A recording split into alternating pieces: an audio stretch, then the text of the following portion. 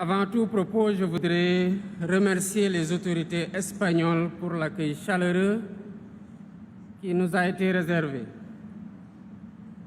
Avec la tenue de cette 4e conférence internationale sur le financement du développement, l'Espagne réaffirme son engagement en faveur de l'idéal de progrès pour tous, à l'heure où le monde traverse une crise multiforme qui risque de reléguer au second plan l'agenda pour le développement.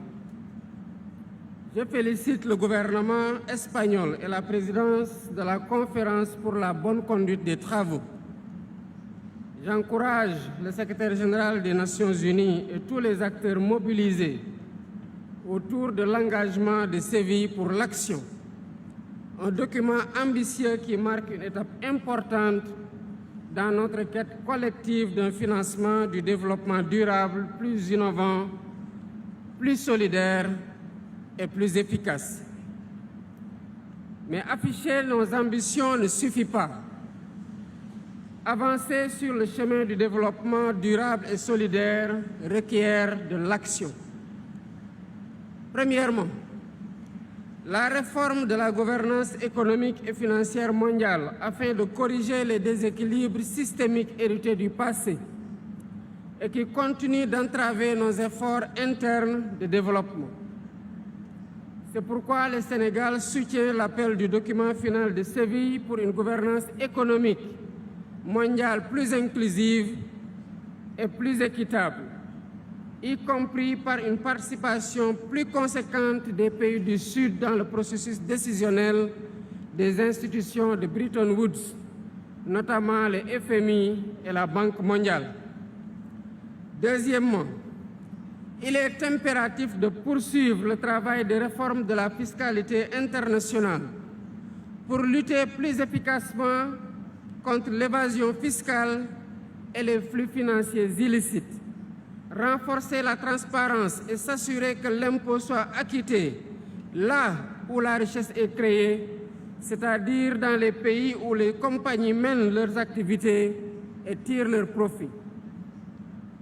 À ce propos, le Sénégal soutient les négociations en cours pour une convention cadre internationale sur la coopération fiscale. Troisièmement, le traitement de la question de la dette mérite une attention particulière. Elle revêt pour nous une priorité élevée en raison de l'impact écrasant du poids de la dette sur nos économies.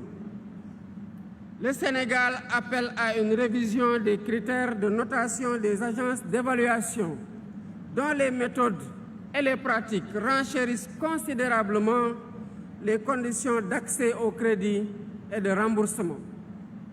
Il nous faut convenir de mécanismes de restructuration plus justes, plus diligentes et plus prévisibles, avec des clauses de suspension automatique en cas de choc.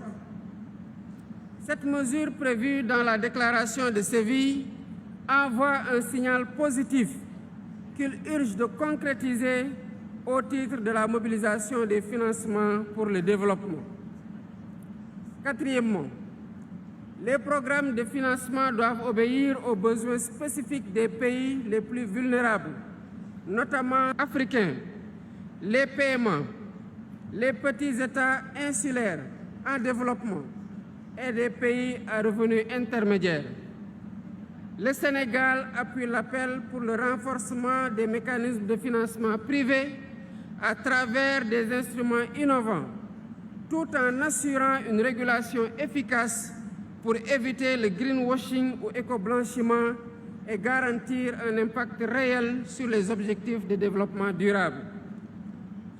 Les pays africains ont besoin également d'accéder à des ressources concessionnelles et mixtes conséquentes pour financer les secteurs indispensables à leur développement, y compris les droits de tirage spéciaux, dont le système d'allocation devrait être amélioré pour plus d'équité. Mesdames, Messieurs, le nouvel ordre mondial que nous appelons de tous nos vœux ne pourra voir le jour que si l'humain et l'humanité occupent véritablement le cœur des relations internationales. Cela exige de faire de certaines priorités des leviers d'action incontournables dans l'éducation, l'accès à la santé, le renforcement des systèmes de protection sociale, une transition climatique juste et équitable, l'autonomisation des femmes et des jeunes.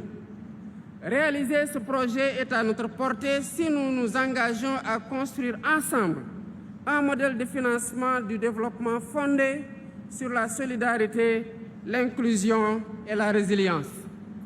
Avec sa feuille de route claire et ambitieuse, l'engagement de CVI pour l'action nous offre cette opportunité. Il nous revient donc de la saisir et d'en assurer la mise en œuvre solidaire avec constance, détermination et responsabilité. Je vous remercie.